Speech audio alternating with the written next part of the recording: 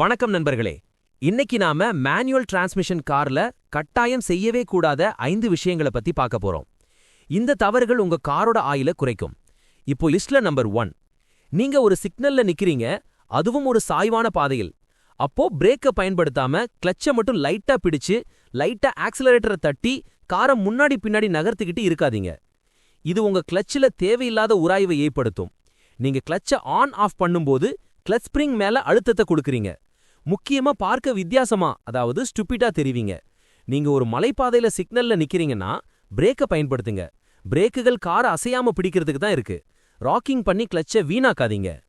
லிஸ்ட்ல 2வது விஷயம், சிக்னல்ல நீங்க முழுசா நின்னதும் கிளட்ச பிடிச்சு கியர்லே வச்சுக்கிட்டு இருக்காதீங்க. நியூட்ரல்ல போடுங்க, வலது கால பிரேக் மேல வச்சு பிடிச்சுக்கோங்க. சிக்னல் முழுவதும் நீங்க கிளட்ச பிடிச்சுக்கிட்டு இருந்தா உங்க த்ரோ அவுட் பியரிங் மற்றும் கிளட்ச் ஸ்ப்ரிங் மேல தேவையில்லாத அழுத்தம் கொடுக்கறீங்க. இது தேய்மானத்தை அதிகமாக்கும். சில வினாடிகள் நிக்கணும்னா கியர்ல இருக்கலாம். ஆனா நீண்ட நேரம் சிக்னல்ல நிக்க வேண்டி இருந்தா கண்டிப்பா நியூட்ரலுக்கு மாத்துங்க. கிளட்ச் மேல இருந்து காலை எடுத்துடுங்க. 3வது விஷயம், இது வசதிக்காக செய்யப்படுற ஒரு தவறுதான்.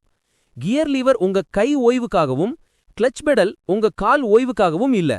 நீங்க காரை ஓட்டிட்டு போகும்போது உங்க கைய சும்மா கியர் லீவர் மேல வச்சிருக்காதீங்க.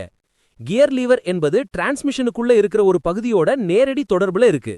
நீங்க அழுத்தம் கொடுத்தா உள்ள சுத்திக்கிட்டு இருக்கிற கியர்களுக்கு எதிரா ஒரு உராய்வை ஏற்படுத்துறீங்க. இது அதிகப்படியான தேய்மானத்தை உண்டாக்கும். கியர் மாத்தும்போது மட்டும்தான் லீவரை தொடணும். கிளட்ச் பெடல் மேல கால் வைக்கும்போதும் இதேதான் நடக்கும்.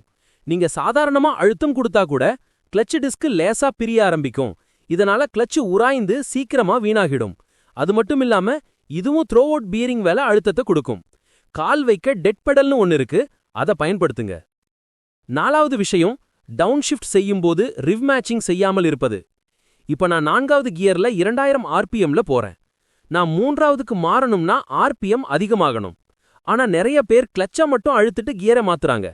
இப்ப இன்ஜின் வேகம் 750 ஆர்பிஎம்ல ஐடிலிங்ல இருக்கு. நீங்க டக்குன்னு கிளட்ச விடும்போது கார் திடீர்னு குலுங்கும். கிளட்ச் இன்ஜின் வேகத்தை வண்டி வேகத்துக்கு சமன் செய்ய ரொம்ப உழைக்க வேண்டியிருக்கு.